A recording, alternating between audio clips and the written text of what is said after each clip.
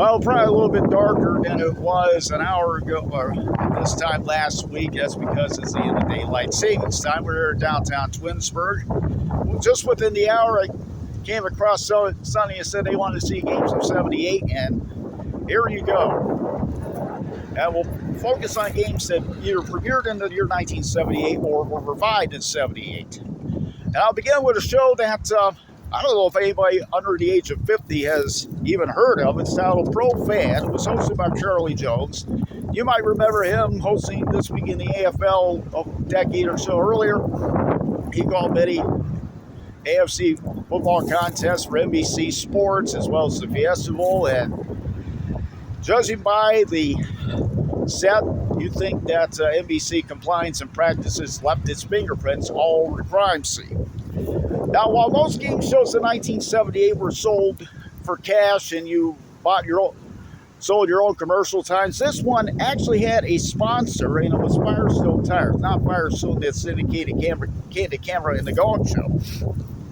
Basic play, you have two teams, gold team and blue team. Pro answers, or fan is asked the question. If successful, Pro gets a performance stunt for identical point value, 3 periods of 4 minutes apiece.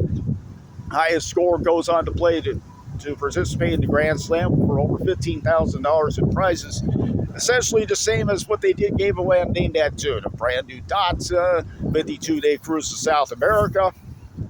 So I only seen this show a few times and never had anybody actually succeed in the Grand Slam, although we had a pro who actually, well, he did the stunt once, he couldn't do it again, he had to do it twice, whatever stunt it was. So that's pretty much what Pro Fan was.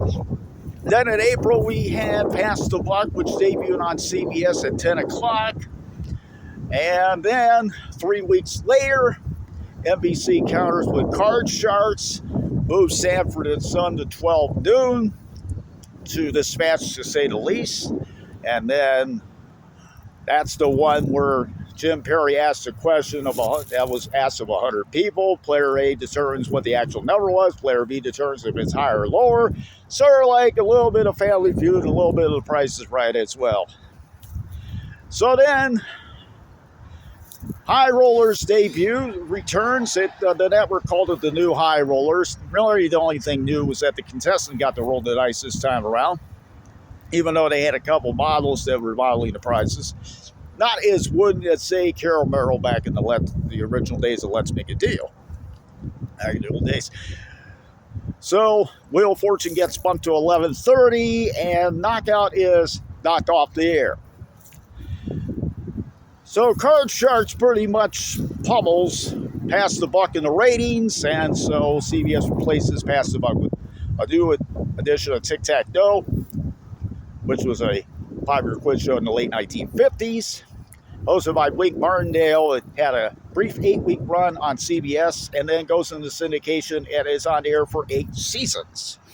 Two principal differences between the two shows, network and daytime and nighttime version. Bonus game. On the network version, you had to find tic-tac-toe. I think that's a little bit better than just calling out numbers and trying to accumulate $1,000, in both cases, avoiding the dragon. Also, on the nighttime version, they said no limit on how much you could win. You win over $100,000, as 8 contestants did, most notably Tom McKee, although some of the others, Kit Salisbury, Peter Priest, Brian Donovan. And because the network had this $25,000 prize limit, and the one contestant retired with over $25,000 winning. Only one retired champion on Tic-Tac-Toe. Now we move to the fall of 1978. We saw a revival of the Dayton game, the Common and the Newlywed game. We saw a revival of You Don't Say. I don't know if that was with Jim Peck. I don't know if that was a weekly or daily show.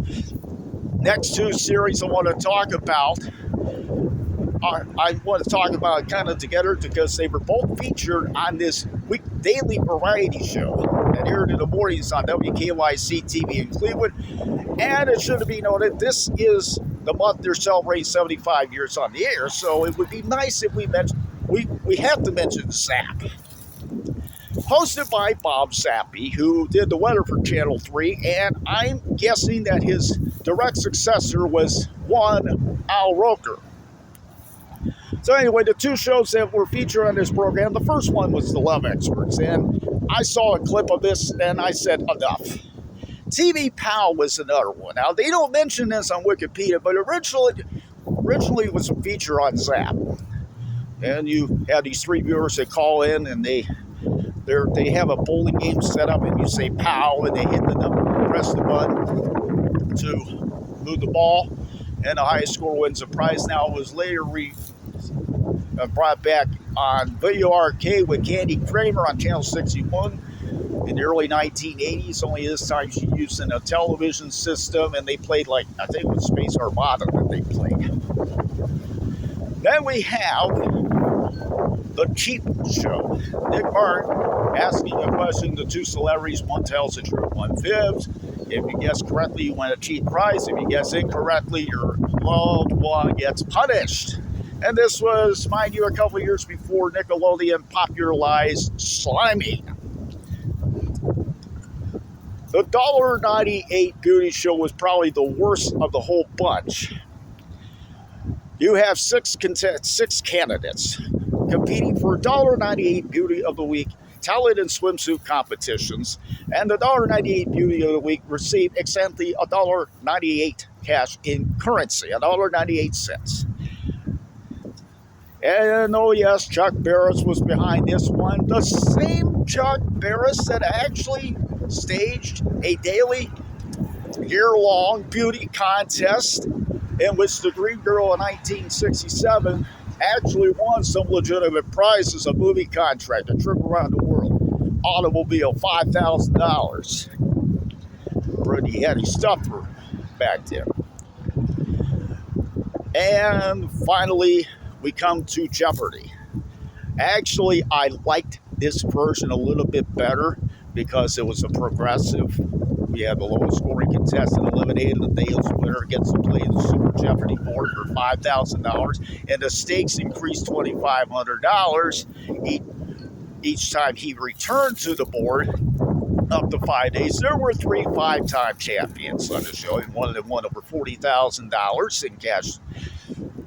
But it only lasted 5 months. It was on at 10:30, moved to 12 noon, and was gone in just a couple of months. So apparently, it was just one of those things that might not have been for the late 1970s. So there we have it, a look at games of '78, and I'm going to try and come back tomorrow because I got a special announcement I want to make.